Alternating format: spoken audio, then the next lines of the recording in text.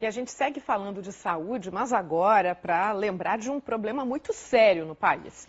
O Rio Grande do Sul e a cidade de Porto Alegre têm as mais altas taxas de incidência e mortalidade pelo câncer de próstata entre os estados e as capitais aqui do Brasil.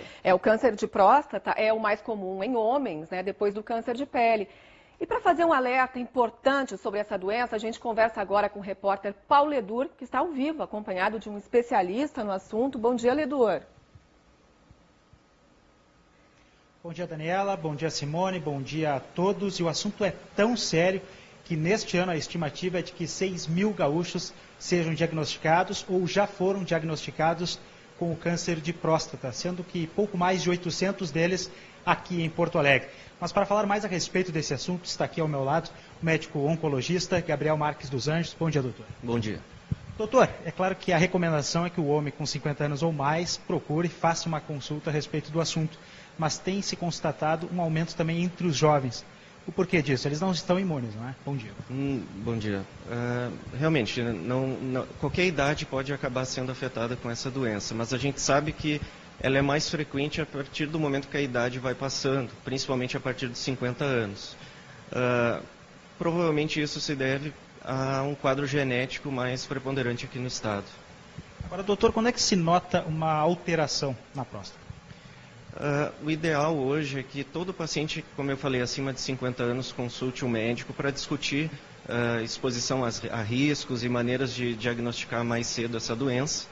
E pacientes que têm um componente genético mais forte, façam isso antes. Pacientes com pele de cor negra ou com história familiar muito importante, a partir dos 45, uma consulta para conversar com o médico sobre o câncer de próstata. Agora, por que o Rio Grande do Sul é o estado campeão no diagnóstico de câncer de próstata? É um fator genético ou são vários fatores? Eu acho que é principalmente um fator genético e também esclarecimento da população. As campanhas que são feitas aqui no estado também predispõem a gente ter diagnósticos mais precoces, né? Bom, muita gente acha que o exame do toque é o único que existe, mas existem outras formas de diagnosticar a doença. O toque, ele é, digamos que é o que dá o diagnóstico mais correto, mais próximo. Ele é um dos fatores que nos ajudam a fazer o diagnóstico. A gente tem exames de sangue, eventualmente exames de imagem. Acho que a principal mensagem tem relação com sintomas, né? Eu comentei da idade, a partir do momento que se deve fazer uma consulta, mas qualquer paciente que tenha qualquer sintoma urinário, ele já deve procurar o médico para esclarecimentos do que está acontecendo. Por exemplo, incontinência urinária, sensação de jato fraco, que não conseguiu esvaziar completamente a bexiga, levantar várias vezes à noite para ir no banheiro, tudo isso são indicativos, independente da idade, que devem levar a um atendimento. Quanto ao tratamento, varia muito de acordo com o avanço da doença? Depende totalmente do estágio da doença que a gente diz. Então, uma doença no estágio mais avançado, que possa já ter ido para outros órgãos, por exemplo, tem um tipo de abordagem. Muitas vezes a gente descobre a doença no estágio tão inicial que a gente nem precisa fazer o tratamento. Então, por isso hoje muitas vezes a gente não faz um PSA de rotina nem o toque retal. Depende muito dos sintomas que o paciente está apresentando.